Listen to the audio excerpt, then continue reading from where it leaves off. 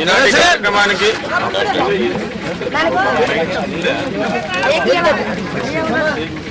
దీనికి అధ్యక్షత వహించమని మేము బెలగల్ వాసులను కోరుకుంటున్నాము. ముందుగా ఆ మహాత్ముని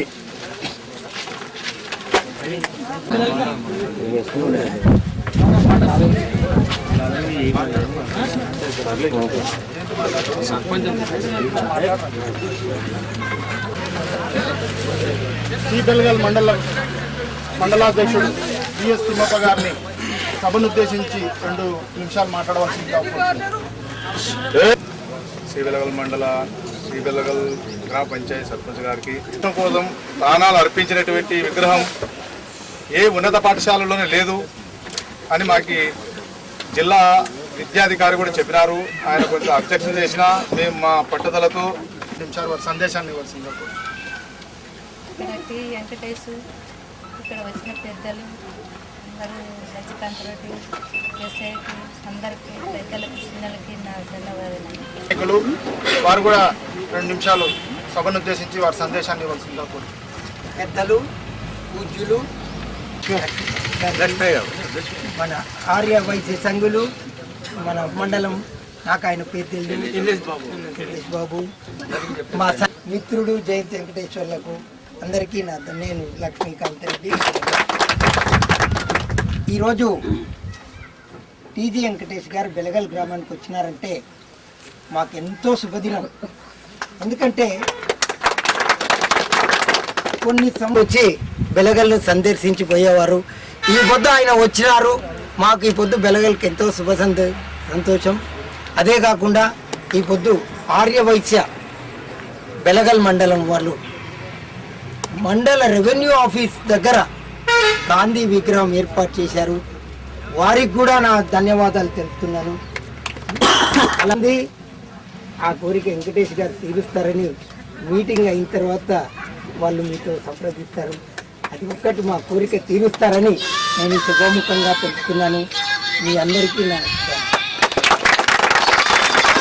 కార్యక్రమానికి ముఖ్య అతిథులుగా ఇచ్చేసినటువంటి రాయలసీమ టైగర్ హక్కుల ఐక్య వేదిక చైర్మన్, వెనుకబడిన రాయలసీమలకు ప్రయత్నం చేస్తూ అనుక్షణం కృషి చేస్తున్నటువంటి పెద్దలు టీజీ వెంకటేష్ గారికి, పెద్దలు లక్ష్మీకాంత్ రెడ్డి గారికి, ఎంపీపీ సర్పంచ్ జయంతి. ఈరోజు ఈ మండల సంఘం అధ్యక్షుడు ఎలేశ్వర బాబు ఎంతో పట్టుదలతో కృషితో వారు వాళ్ళ కమిటీ జనరల్ సెక్రటరీ అందరూ కలిసి టీజీ వెంకటేష్ గారి చేతుల మీద ఏం కష్టపడినా కూడా ఈరోజు గాంధీ విగ్రహం పొట్టి, అదేవిధంగా ఈ మండల సంఘం ఆర్యవయసుల మీదని ఈ బాధ్యత పెట్టకుండా ఈయన జాతిపిత కాబట్టి ఆ విగ్రహ డెవలప్మెంట్ కోసము పెద్దలు లక్ష్మీకాంత్ రెడ్డి గారు, ఇక్కడ ఉన్న సర్పంచ్ ఎంపీపీ గారు కూడా ఫ్యూచర్లో గాంధీ విగ్రహం ఆవిష్కరణ అయిపోయిందనుకోకుండా దాని డెవలప్మెంట్కు అనుక్షణము అందరి కృషి ఉండాలని కూడా, ఆయన ఒక కులానికి సంబంధించిన వ్యక్తి కాదు, అందరి జాతికే ఒక గొప్ప పేరు తెచ్చినటువంటి వ్యక్తి కాబట్టి ఈ బాధ్యతను అందరూ తీసుకొని ఫ్యూచర్లో జిల్లాలో లేనటువంటి విధంగా ఈ గాంధీ సర్కిల్ని ఏర్పాటు చేసి డెవలప్మెంట్ కృషి చేస్తారని ఆశిస్తూ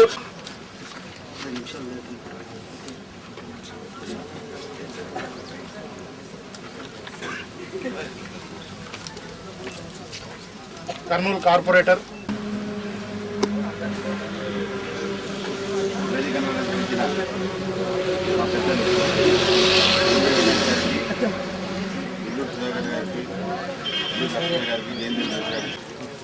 ఇక్కడ ఈరోజు గాంధీ విగ్రహాన్ని ఏర్పాటు చేయడం అనేది చాలా సంతోషించదగ్గ విషయము. ఎందుకంటే మన దేశానికి కొరకు గాంధీ మహాత్ముడు స్వాతంత్ర కొరకు పోరాడారు. అలాగే మన రాష్ట్రం కొరకు పొట్టి శ్రీరాములు ఎంతో ఇది చేసి మనకు ఆంధ్ర రాష్ట్రాన్ని ఏర్పాటయ్యే విధంగా చేశారు. అదే చెందుకు ప్రస్తుతానికి రాయలసీమ ముద్దుబిడ్డ మా టీజీ వెంకటేష్ గారు రాయలసీమ హక్కుల కొరకు కూడా ఈ సందర్భంలో నేను అందరికీ విన్నవించుకుంటున్నాను. ఈ హక్కుల కొరకు కూడా ప్రతి ఒక్కరు కూడా చేయూతనిచ్చి మన హక్కులు ఏదైతే ఉన్నాయో వాటిని సాధించుకోవడానికి కూడా మనం కృషి చేయాలని చెప్పేసి ఇది దృష్టిలో పెట్టుకొని ప్రతి ఒక్కరు ఈ విషయంలో సహకరించి వీరికి తోడ్పాటు ఇచ్చి మనం ఆ హక్కులను సాధించుకోవాలని చెప్పేసి నేను సభాముఖంగా తెలియజేస్తూ ఈ అవకాశం ఇచ్చిన పెద్దలందరికీ ధన్యవాదాలు తెలియజేస్తూ ఈనాడు మహాత్మా గాంధీ విగ్రహాన్ని మనం ఇక్కడ ఏర్పాటు చేసుకొని వర్ధంతి నాడే ఓపెన్ చేయడం. ఎందుకంటే ఒక మహాత్మా గాంధీ కలలు కన్నటువంటి రాజ్యం మనది. కాబట్టి దీనిలో మా గ్రామమైనటువంటి పులుకుర్తి గ్రామంలో నేను కూడా జన్మించాను. ఇక్కడనే మనకు ఈరోజు చాలా మంది చేసినటువంటి వాళ్ళు ఉన్నాయి, సంబంధాలు కూడా ఉన్నాయి. కాబట్టి మనమందరం కలిసి అందరికీ నా హృదయపూర్వక నమస్కారం. ఈ యొక్క కార్యక్రమం ఇంతకు మొదలే అయ్యగారు వస్తున్నాం మా పెద్దయ్య అని మేము వెహికల్లతో ఎదురు చూస్తుంటున్నాం. ఆ రోజు అనుకోకుండా కొన్ని కారణాల వలన అయ్య రాలేకపోయినారు. అదే పట్టుదల నాలో ఉండి ఈరోజు నేను శేషగిరి గారికి, రామ్నాథ్ రెడ్డికి, ఇక్కడికి ఇచ్చేసినటువంటి మండల పుర ప్రజలకు భారత జాతి ముద్దుబిడ్డ మహాత్మా గాంధీ విగ్రహాన్ని ఈరోజు ఇక్కడ మనం ఆవిష్కరించుకోవడం చాలా సంతోషకరమైన విషయం. మరి వారు చేసినటువంటి చిరస్మరణీయమైన సేవలు గుర్తించుకోవడానికి మన మండలంలో ఇలాంటి విగ్రహాలు ఏర్పాటు చేసుకున్నప్పుడు వారి వర్ధంతి కానీ, జయంతి కానీ, ఆగస్టు 15 కానీ, రిపబ్లిక్ డే రోజు కానీ వారిని స్మరించుకుంటూ మరి మంచి కార్యక్రమాలు చేపడుతూ మరి ఆయన కలలు కన్న గ్రామ స్వరాజ్యాన్ని మనం ఏర్పాటు చేయాలి. మరి ఆయన ఎప్పుడు అనేవాడు గ్రామాలే భారతదేశానికి పట్టుకొమ్మలని చెప్పేవాడు. కాబట్టి గ్రామాలు ఎప్పుడైతే అభివృద్ధి చెందుతుందో దేశం అప్పుడు అభివృద్ధి చెందుతుందనే వాళ్ళ కళలను మనం అందరం కలిసి కూడా వారి ఆశయాల్ని ముందుకు తీసుకుపోవడానికి కృషి చేయాలి. కాబట్టి మహాత్మా గాంధీ ఆశయాలను ముఖ్యంగా యువత ఆయన అహింస సత్య మార్గాలను ఎన్నుకొని మరి దేశానికి స్వాతంత్రం తెచ్చారు. మరి అంత క్లిష్టమైన కార్యక్రమాన్ని ఆయన చేపట్టి అహింస మరి సత్యం అనే మార్గం ద్వారానే తెచ్చాడు. కాబట్టి మనం కూడా వాటిని మార్గదర్శకంగా తీసుకొని భవిష్యత్తులో యువత ముందుకు పోతూ వారి గాంధీజీ కన్న కళలను మనం సాకారం చేయడానికి మనం ప్రతి ఒక్కరం కూడా కృషి చేయాలని చెప్పి కోరుకుంటూ ఈ సభావకాశం ఇచ్చినటువంటి సభకు ధన్యవాదాలు. అలాగే గ్రామ పెద్దలు ఏలేసప్ప గారు, మా జిల్లా ప్రెసిడెంట్ లక్ష్మయ్య గారు, జయంతి వెంకటేశ్వర గారు, సుధాకర్ గారు, ప్రభుత్వ ఉద్యోగస్తులు మరియు పత్రికా విలేకరులు, ప్రజలు అందరికీ కార్యక్రమాలు చాలా ఉంటాయి, ప్రాజెక్టులు కట్టేవి చాలా ఉంటాయి. ఏది ముఖ్యము ఏది ముఖ్యం కాదనేది కొన్నిట్లో క్వశ్చన్ ఉంటుంది. ఇక్కడ గాంధీ విగ్రహాన్ని కట్టడం అనేది, ఇప్పుడు గాంధీ విగ్రహం కట్టినంత మాత్రం గాంధీ గారు ఏం చూడరు ఆయన విగ్రహాన్ని కట్టారని. కానీ ఆయన ఆత్మకు శాంతి కలగాలంటే ఆయన చేస్తున్న మంచి పనులు మనం గుర్తుపెట్టుకొని ఆయన మంచి పనిలో ఆయన అనుకున్న లక్ష్య మంచి పనిలో ఒక్క మంచి పనైనా మనం చేస్తే మన జీవితాలు సార్థకమవుతాయి, ప్రజలకు సేవ చేసిన వాళ్ళం కూడా అవుతామని తెలియజేస్తున్నాను.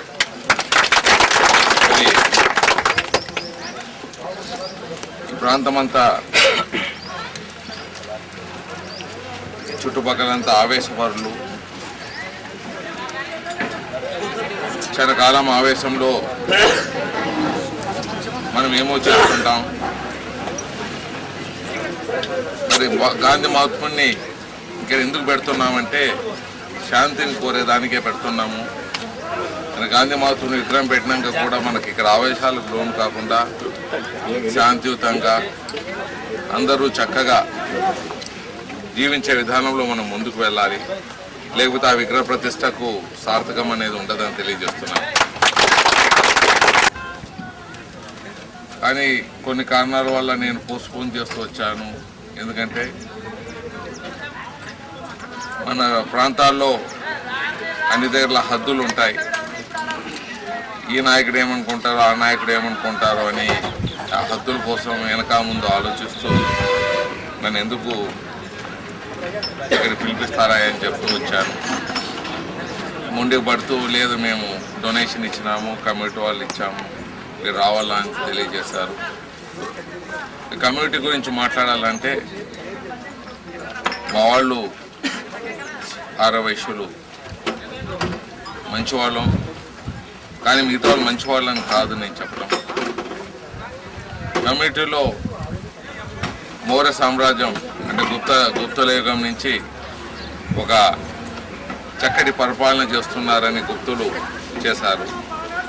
ఇంతవరకు ప్రపంచంలో అటువంటి రామరాజ్యం తర్వాత గుప్తు స్వర్ణయుగం అనేది, రామరాజ్యం కూడా స్వర్ణయుగం కాదు, గుప్తుల యుగం మాత్రం స్వర్ణయుగం అని చరిత్రలో ఉంది. చక్కగా పరిపాలిస్తారు, చక్కగా ఉంటారు, దేవునికి దైవభక్తి ఉండేవాళ్ళు, భయపడతారు, పాపభీతి ఉండేవాళ్ళు. ఊరైనాక వల్లకాడు ఉంటుంది, దాంట్లో మా వాళ్ళు అందరూ మంచి వాళ్ళు అని చెప్పాను నేను. కొంతమంది ఉంటారు కానీ ఆ పాపభీతి ఉన్నందున చాలామందికి ఇప్పుడు చాలామంది ఫ్రాక్షన్ లీడర్లు బాగా సంపాదించడం వల్ల తప్పులు చేసే తక్కువ అవుతా ఉంది. ఎందుకంటే బతకాలని కోరిక ఉన్నందుకు, ఎందుకంటే సంపాదన ఎక్కువ. సో మా వాళ్ళు ముందు నుంచే సంపాదనలో ఉన్నారు కాబట్టి తప్పులు చేసేదానికి అవకాశం లేకుండా పోయిందంటే. అక్కడ వసతులు ఉన్నాయంటే బతకాలని ఆశ కలుగుతుంది. మీరు కూడా సకల వసతులు చేసుకునేదానికి, ఎందుకంటే ప్రతి ఒక్కరూ నేను అనేదంటే ప్రతి ఒక్కరూ కష్టపడాలి, ప్రతి ఒక్కరూ సంపాదించుకోవాలి. న్యాయపరంగా ఎంత సంపాదిస్తారో వాళ్ళు సంపాదించాలి, చుట్టుపక్కల ఉండే వాళ్ళని బాగా చూసుకోవాలి. ప్రతి ఒక్కరు దేశాన్ని మాట్లాడే ముందు మనం చుట్టుపక్కల ఉండే వాళ్ళతో మాట్లాడతాం. చుట్టుపక్కల వాళ్ళ అభివృద్ధి ఉంటే దేశం ఆటోమేటిక్గా అవుతుంది. మనం భారతదేశమో ప్రపంచమో మాట్లాడే ముందు మన చుట్టుపక్కల బాగుండాలని కోరుతుంటే చుట్టుపక్కల డెవలప్ అవుతూ ఉంటుంది. అందరూ అన్నదమ్ములుగా ఉంటామని తెలియజేస్తున్నాను. మరి ఇటీవల సౌత్ ఆఫ్రికాకి నేను వెళ్ళొచ్చాను. ఏ దేశానికి వెళ్ళినా సంతోషంగానే బాధ ఎక్కువైతుంటుంది. మనకు అంత సంస్కృతి ఉంది, ఎన్నో వేల సంవత్సరాల కిందట మన సంస్కృతి ఉంది. వీళ్ళంతా 300-500 సంవత్సరాల కిందట అడవి మనుషులుగా బతికిన వాళ్ళు వీళ్ళు. మనకు వేల కొద్ది చరిత్ర ఉండి మనకెందుకు ఇట్లా బతుకు, మన వాళ్ళు ఎందుకు ఇంత డెవలప్ కాదు? అడవి మనుషులుగా బతికే వాళ్ళు 400 సంవత్సరాలు 300 సంవత్సరాల కిందట అడవి మనుషులుగా బతికిన వాళ్ళు ఈరోజు బ్రహ్మాండమైన వెలిగిపోతున్నాయి. ఎక్కడ చూసినా డెవలప్మెంట్. పేరుకు బ్లాక్స్ అని ఉంటారు, నల్లటి వాళ్ళు అంటారు, కానీ ఆ సౌత్ ఆఫ్రికాలో ఎక్కడ చూసినా వాళ్ళు మనకన్నా 100 డెవలప్మెంట్లో ఉన్నారు. వాళ్ళ బాత్రూములు చూస్తేనే చాలా ఉంటే ఆడ పోయి ఆనందించేదానికన్నా బాధ ఎక్కువ ఉంటుంది నాకు. ఎప్పుడు పోయినా ఏ దేశానికి వెళ్ళినా ఎందుకు మనం ఇందుకు ముందుకు పోవటం లేదని.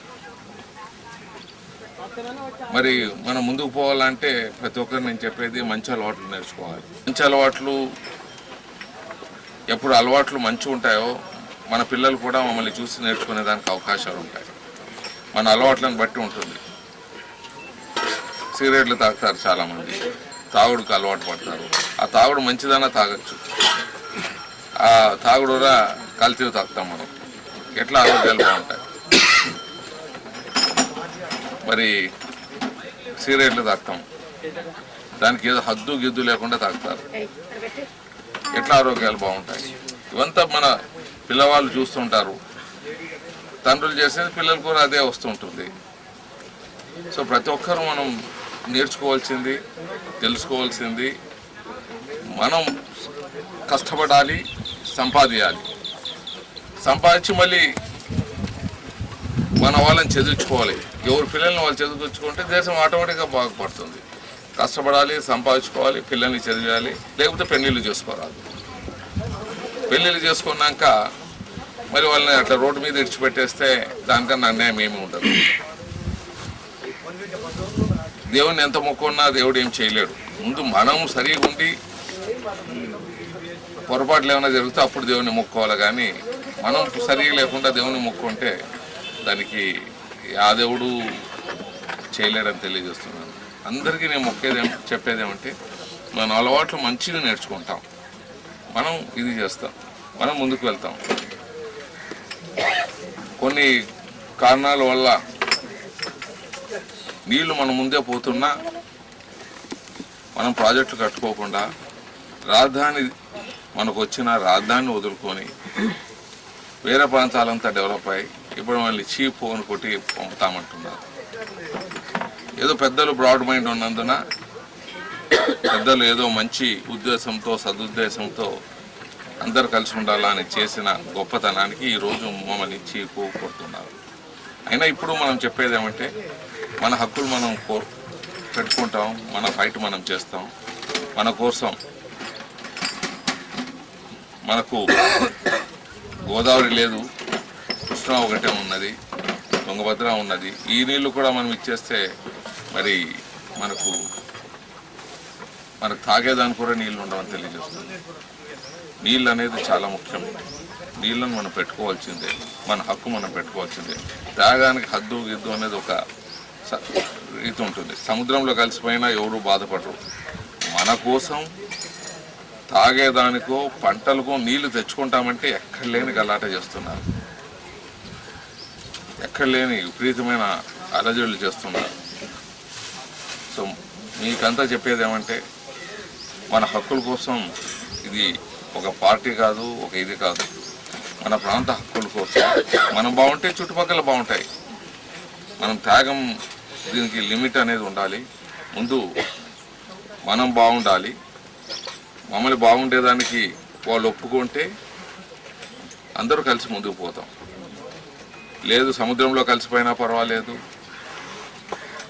మీకు మాత్రం మేము నీళ్ళు ఇవ్వము అంటే అది అన్నిటికన్నా చండాలము, అన్నిటికన్నా అన్యాయం అని తెలియజేస్తున్నాం. పై దగ్గర గోదావరి నీళ్ళు ఇచ్చి ఆ కృష్ణా నీళ్ళు మనం వాడుకోవచ్చు.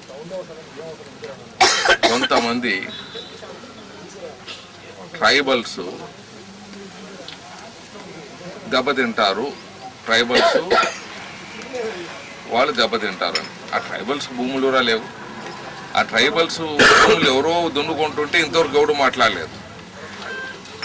ఇప్పుడు ఆ ట్రైబల్స్ ముందు పెట్టుకొని మాకు నీళ్లు పెట్టరాదు, కృష్ణా నీళ్లు అక్కడే ఇవ్వాలి, గోదావరి నీళ్ళు తీసుకోరాదు అంటారు. మీకు అర్థమైందా? ట్రైబల్స్ అని గిరిజనులకు దూరం జరుగుతుందని. దూరం ఎప్పుడో జరిగిపోయింది. వాళ్ళకు భూములు లేవు వాళ్ళతో. ఆ భూస్వాములంతా వచ్చేసేసి ఇప్పుడు ఆ గిరిజనుల పేరుతో మళ్ళీ ఇది అడ్డుగోడ కడుతున్నారు. గిరిజనులని మీరు బాగుపరచాలంటే ఎప్పుడు గిరిజనులుగానే ఎందుకు ఉండాలి? వాళ్ళకు ఇవ్వండి, ఇల్లు ఇవ్వండి, ఇల్లు ఒకటి కట్టేయండి, హైదరాబాద్ చుట్టుపక్కల కట్టేయండి వాళ్ళకు గిరిజనులు. ఎప్పుడు వాళ్ళు అట్లే ఉండాలి గిరిజనులు. అండమాన్లో కొన్ని దీవులు వాళ్ళకు ఇబ్బంది కారాదంట. అండమాన్లో మనుషులకు కొంతమంది పూర్వీకుల మనుషులకు ఇబ్బంది కారాదని వాళ్ళని అట్లే ఇచ్చిపెట్టారంట. అది ఏమన్నా న్యాయం అంటే వాళ్ళు అడవి మనుషులు అట్లే ఉండాలి, గోచి గీచి కట్టుకోకుండా మనం తమాషా చూస్తుండాలి. ఇదే సంస్కృతి. అది చాలా తప్పుడు మాటలు. వాళ్ళు తోటి మానవులు, మానవ సేవ మాధవ సేవ అని రాశారు గాంధీ గారు. ఎక్కడ పాటిస్తున్నారు? వాళ్ళేమో అట్లే చూడాలి. ట్రైబల్స్ని డెవలప్ చేసే పని లేదా? తీసుకున్నాండి హైదరాబాద్. వాళ్ళ చేతిలో ఏమైనా ఉంటే భూమి ఇస్తారే. ఈ మాదిరిగా తమాషగా ఉంటుంది రాజకీయాలు. మనమేమో భూమి పోగొట్టుకొని శ్రీశైలం డ్యామ్ కట్టుకి మన ప్రాంతాన్నంతా నీళ్ళ స్టోరేజ్ చేసి వాళ్ళకి ఇవ్వచ్చంట. వాళ్ళు నీళ్లు తీసుకునేదానికి అంటే మా నీళ్ళు మేము తీసుకుంటామయ్యా, మీరు తీసుకోండి అని అంటే భూములు పోతాయంట వాళ్ళు. అంటే మా భూములు పోయినా పర్వాలే, మా రైతులు కొంపలు మునిగినా పర్వాలే, మాది ఒక storage tank, summer storage tank ఉండాలి. ఈ విధంగా తెలుసుకునే కొద్దీ కానీ నేను చాలా చిన్నవాడిని, ఈ సబ్జెక్ట్ తెలిసినవాడిని. తెలుసుకునేది కొద్దీ రాజకీయంగా నాకు ఎక్కువ పనులు లేవు కాబట్టి నేను దీంట్లో దిగాను. తెలుసుకునే కొద్దీ ఇచ్చిన పెద్దలకు రాఘురెడ్డి గారు ఎప్పుడు మా ఊరికి రావాలా, ఎందుకంటే మా తాతల నుంచి సంబంధం ఈ ప్రాంతం అంతా రావాలా అని ఎప్పుడు చెప్పేవాడు. ఎప్పుడు దానికి నాకు అదృష్టం కలిసి వచ్చింది. ఈరోజు మిమ్మల్ని అంతా చూసి మీతో కలిసి అదృష్టం నాకు కలిసినందుకు మీ అందరికీ నమస్కారం చెప్పాలి.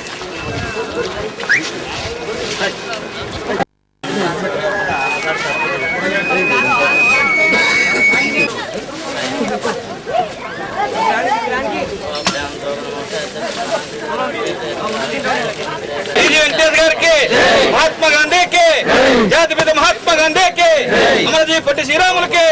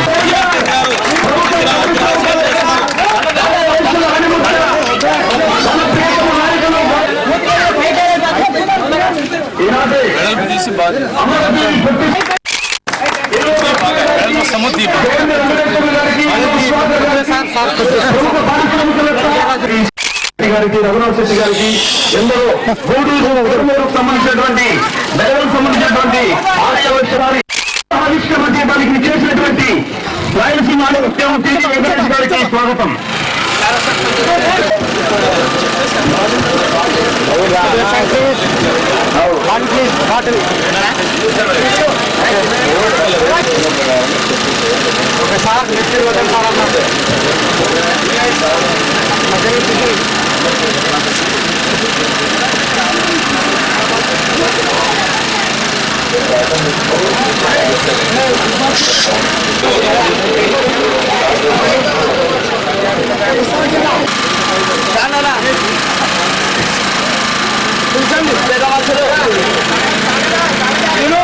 హలో, చిన్నప్పుడు పెద్ద మనిషి గారు కూడా పైకి రావాలేను.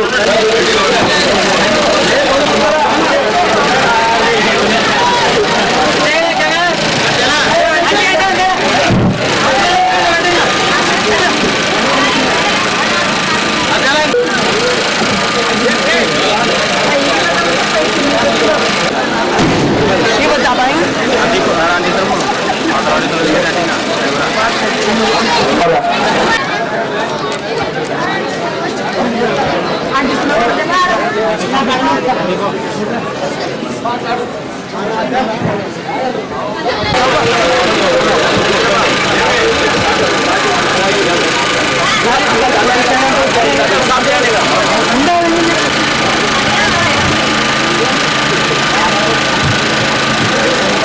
ఈనాటి సభకు శ్రీ బెలగల్ మండల ఆర్యవైశ్య సంఘ అధ్యక్షుడు శ్రీ బాబు గారు వేయవలసిందిగా కోరుతున్నాం.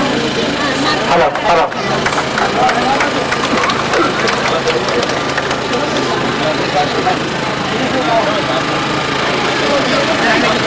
పూజ్యుడు గౌరవనీయులు ఆతవి మాత ముద్దుబిడ్డ ఆర్యవైశ్యుడు వాటిగీత ఇల్లూరు లక్ష్మీ గారికి ఎల్ఐ రెడ్డి గారు సన్మానించవలసిందిగా కోరుతున్నాం. అధ్యక్షులు శాశ్వత గౌరవ అధ్యక్షులు లక్ష్మీనరసయ్య గారు సన్మానించవలసిందిగా కోరుతున్నాం. ఇల్లూరు సుధాకర్ గారు రాజగోడు యువ పారిశ్రామికవేత్త Adoni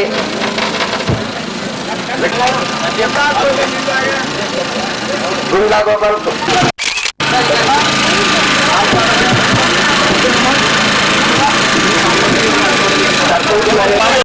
high school head master Shri Venkataramana గారిని శ్రీ వీరపాఠయ్య గారు సేవతో సన్మానించవలసిందిగా ఎల్లయ్య రాజగోపాల్ రెడ్డి గారిని కర్నూలు మండలానికి గారు శ్రీ బెలగల్ మండల వారికి లక్ష్మీనరసయ్య గారు సన్మానించవలసిందిగా కోరుతున్నాం.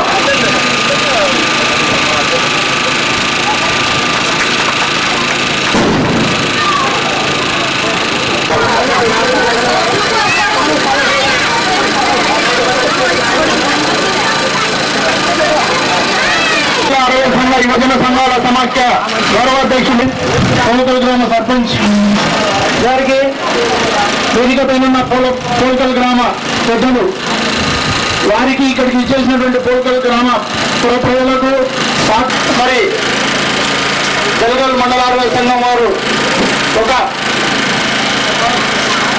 సత్కార్యక్రమానికి శ్రీకారం చుట్టడం జరిగింది.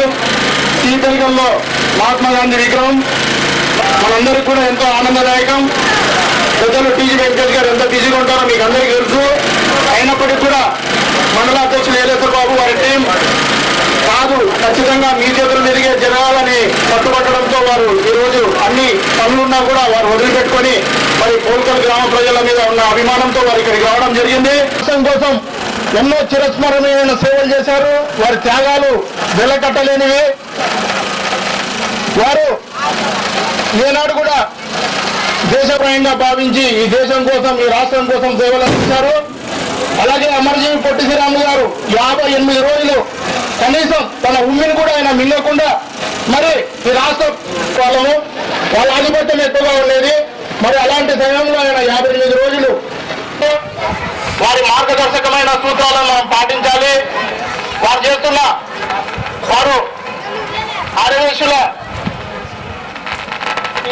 కుటుంబాల్లో జన్మించినప్పటికీ కూడా ఎప్పుడు కూడా చెప్తుండేవారు, మనం బతుకుతూ 10 మందికి సహకారం చేయాలి, ఉపయోగపడుతుందో అప్పుడే మన జన్మకు సార్థకత వస్తుందని చెప్పడం జరిగేది. దాన్ని అందరూ కూడా దృష్టి సారించి వీలైనంతలో మరి సేవా కార్యక్రమాలు చేస్తూ మనం ముందుకు పోవాలని చెప్పేసి తెలియజేసుకుంటున్నాను. ఈనాడు మండల ఆరోగ్య సంఘం వారు ఈ కార్యక్రమాన్ని ఒక ఛాలెంజ్ గా తీసుకొని ఈ చిన్న గ్రామంలో ఈ పెద్ద కార్యక్రమాన్ని తమ గురుస్తుల మీద పెట్టుకోవడం జరిగింది.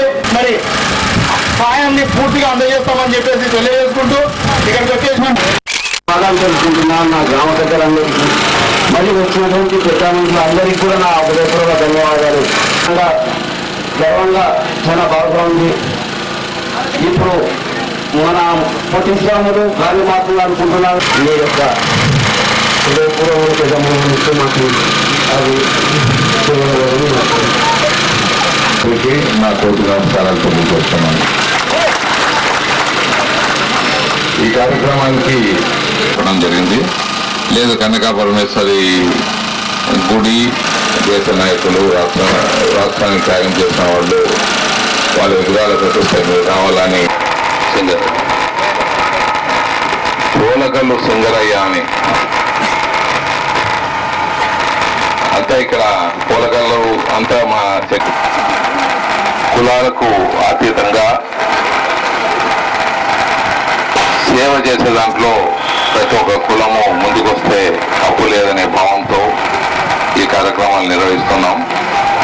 సేవిస్తున్నారు. వృత్తిని బట్టి కొన్ని వేల సంవత్సరాల కిందట మన దేశంలో వృత్తిని బట్టి వారు చేసే పనిని బట్టి కులాలు పుట్టాయి. కానీ కులాలు పుట్టినాక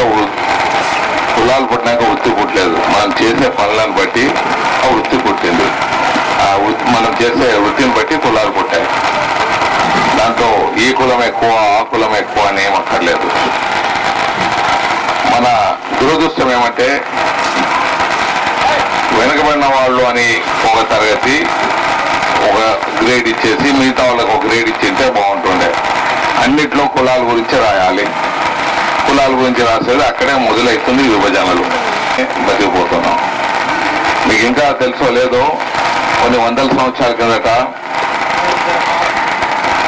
తమిళనాడులో ఒక దేవాలయంలో ఏనుగుకు నామాలు అడ్డనామాలు పెట్టాలని నిలువునామాలు పెట్టాలని దాంతో కొన్ని వందల మంది చచ్చిపోయారు. యుద్ధాలు జరిగి చచ్చిపోయారు.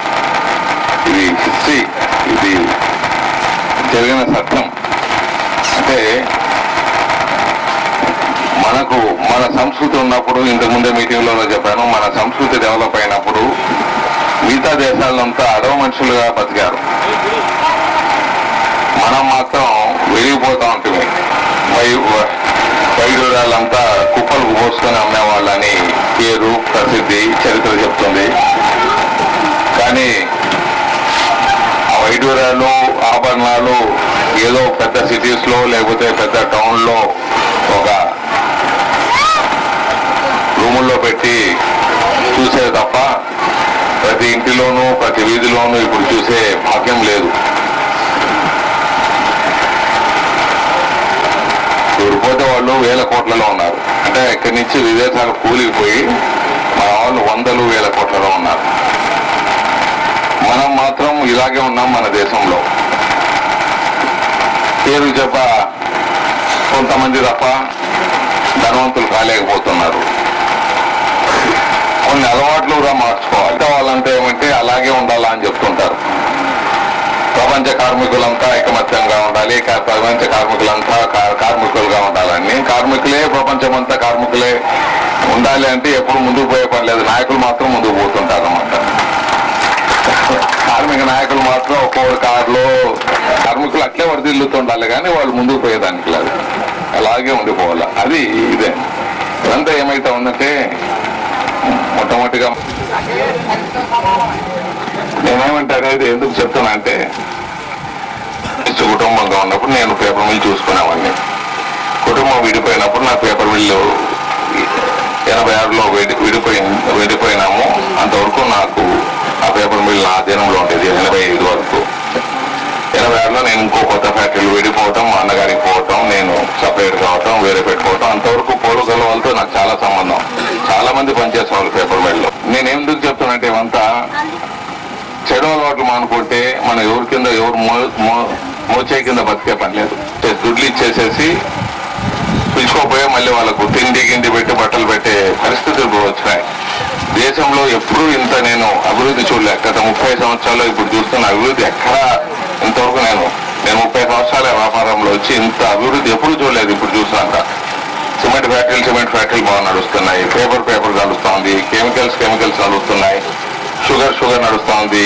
స్పిన్నింగ్ లీడర్లు అంతా కోట్లకు పడిగేస్తే బాగా ప్రతి ఒక్కరు సంపాదిస్తున్నాడు. సంపాదన ఎప్పుడు ఉంటుందో పదవి మీద ఆశ కలుగుతుంది. సో బతికేదానికి ఆశ ఎక్కువైపోయింది అన్నమాట. అందుకే అల్లర్లు తక్కువైతున్నాయి, చంపటాలు తక్కువైతున్నాయి, చచ్చేది తగ్గుతా ఉంది. ఉడిదిపోలేదు, తగ్గుతా ఉంది. సో ప్రతి ఒక్కరూ సంపాదిస్తున్నాడు. మీరు సంపాదించండి. ప్రపంచంలో గత 7 సంవత్సరాలుగా నేను ఒక్కడే ఇస్తున్నాను. అంటే నెలకి 20 లక్షల రూపాయలు ఇస్తున్నాను. నాకు నష్టాల్లో వచ్చినప్పుడు ఇచ్చాను, లాభంలో వచ్చినప్పుడు ఇస్తున్నాను, ఎప్పుడు ఇస్తున్నాను. ఎందుకు ఇస్తున్నానంటే దుడ్లు ఇచ్చి 1000 రూపాయలు ఆయన వాడు సర్టిఫికేట్ ఇస్తే వాడు రాసి ఇవ్వాలా తాగను, అందుకే నేను 1000 రూపాయలు తీసుకుంటున్నాను. వాళ్ళ పెళ్ళానికి పోతుంది. వాడు తాగినాడంటే తెలిస్తే మొట్టమొదటి వాళ్ళ పెళ్ళానికి 1000 రూపాయలు కట్ చేస్తే పెళ్ళాం పంతుంది. వాడుకునే దానికో మిగతా చెడ్డ పనులకు వాడుకునే చేసేదానికి ఉంటుంది కానీ మంచి పనులు చేసేదానికి ఎవరు మిమ్మల్ని వాడుకోరు. మీరు ఇలాగే పడి ఉండాలా, ఇలాగే మీరు చేస్తుండాలి. తప్పుడు పనులు లేకపోతే ఎప్పుడు మీరు బాన్సలుగా బతకాలనే వాళ్ళే చాలా మంది ఆలోచిస్తారే కానీ మంచిగా బతకాలని ఆలోచించే వాళ్ళు చాలా తక్కువ. మా దగ్గర వచ్చే వాళ్ళ నాయకులు మీ దగ్గర ఉండేవాళ్ళ 20 ఏళ్ళ కిందట నేను వాళ్ళని తలకాయ తీశాను, వీళ్ళకి తలకాయ తీశాను అంటే నాయన చెప్తా ఉంటుంది. ఇంకా 2 రోజులు లేపేస్తారా, ఆ పాపం అట్లా ఎంట పడుతుంది. అందుకే నేను అనేది మనం చేసే ప్రతి పని మన పిల్లలు చూస్తుంటారు. మనం మంచిగా చేస్తే ఆ పిల్లలు బాగుంటారు, మనం తప్పుడు పనులు చేస్తే వాళ్ళు చెడిపోతారు. సో మనం మంచి పని చేయకుండా పిల్లలకి మనమే తప్పుడు పనులు చేస్తుంటే మన పిల్లలు బాగుంటారు అని మరొకరు మిమ్మల్ని మనసారా కోరుకుంటూ వినిపిస్తున్నాను. మరి ఇది కాబట్టి చెప్తున్నాను, పొట్టి శ్రీరాములు ఈరోజు విగ్రహ ప్రతిష్టకు వచ్చాము.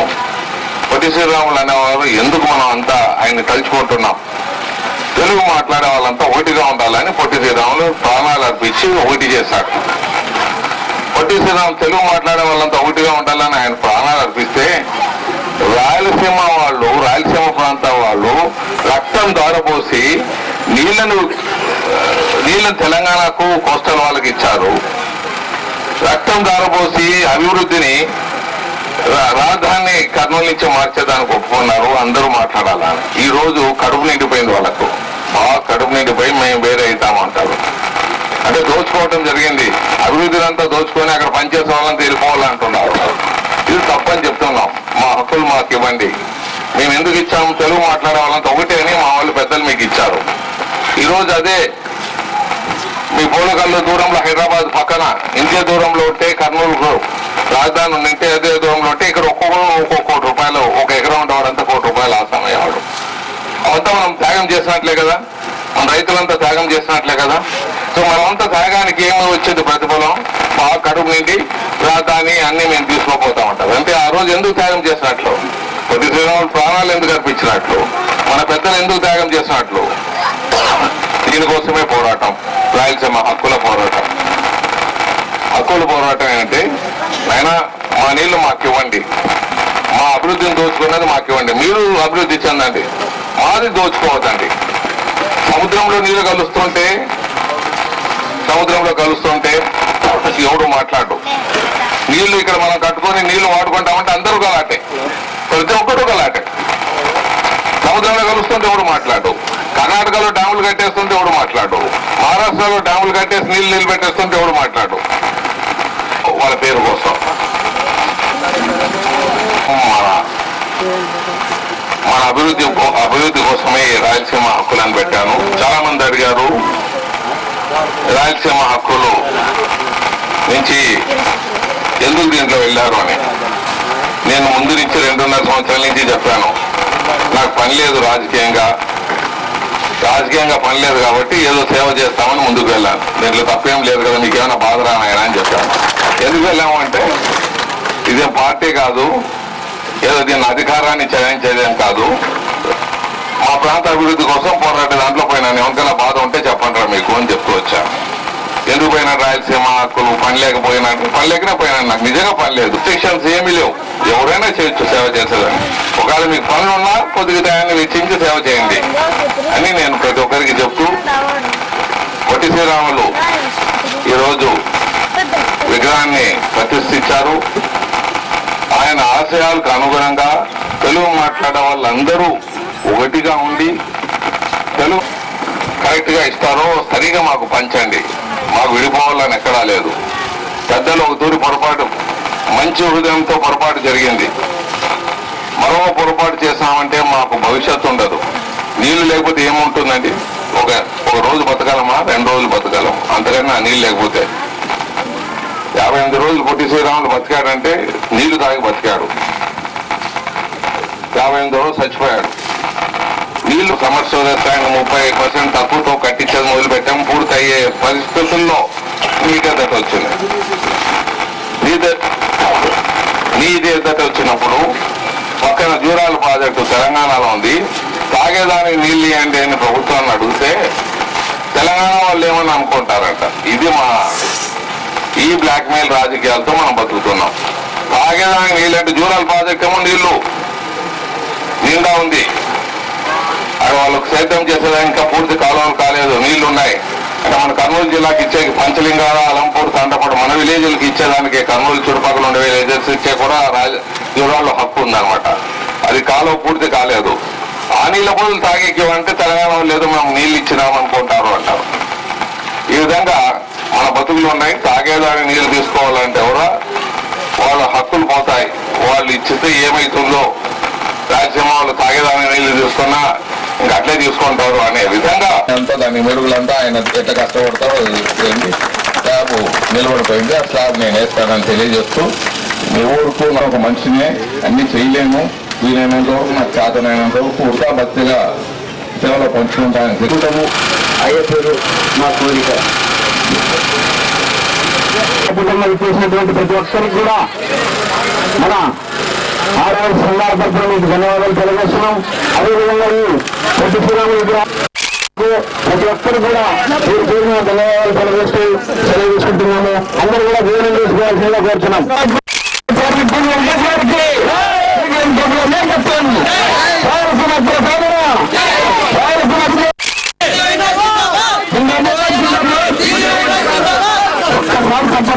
హైదరాబాదేతర తెలంగాణ ప్రాంతం వాళ్ళకు ఎఫెక్ట్ చేస్తుంది. 3,000 మంది కానిస్టేబుల్ హైదరాబాద్ నుంచి ఇది ట్రాన్స్ఫర్ చేస్తే దాంట్లో 2,000 మంది ఉంటే హైదరాబాదేతర తెలంగాణ వాళ్ళే ఉంటారు. వాళ్ళకు చాలా క్లుప్తంగా చెప్పడం జరిగింది. ఆయన రేపు పొద్దున ఇది ఇంప్లిమెంట్ చేస్తే తెలంగాణ నాయకులు 610 ఇంప్లిమెంట్ చేయాలనుకున్న వాళ్ళు పుట్టగతులు ఉండవు, ఈ పుట్టగతులు ఉండవు, ఈ ప్రాంతాలు పోతే అని తెలియజేయడం జరిగింది. 610 ఇంప్లిమెంట్ అయితే మహబూబ్ నగర్ వాళ్ళు హైదరాబాద్లో పనిచేసేకి లేదు, వరంగల్లో ఉండేవాడు హైదరాబాద్లో పనిచేసేకి లేదు. హైదరాబాద్ అనేది ఒక సపరేటు ప్రాంతంగా అయిపోతుంది, సపరేట్ ప్రాంతంగా అయిపోతుంది. మేము అడుగుతున్న చండీగఢ్ ప్రాంతం లాగా అయిపోతుంది. చండీగఢ్ అనౌన్స్ చేయకుండా ఆ పద్ధతిలోనే వెళ్ళిపోతాం, సపరేట్గా అయిపోతాం. ఎందుకంటే మనం ఈవెన్ రంగారెడ్డిలో ఉండేవాడు అక్కడ పనిచేసే ఒక సపరేట్లోనే కేంద్రపాలిత ప్రాంతంగా పెట్టండి డివిజన్ అయితే. లేదు అంటే 2వ రాజధాని మాకు రాయలసీమకి ఇవ్వండి, మేము వచ్చే పరిస్థితుల్లో లేము, ఎప్పుడో మోసం చేసి వెళ్ళిపోతారు. మాకు 2వ రాజధాని ఇస్తే డెవలప్ అవుతుంది.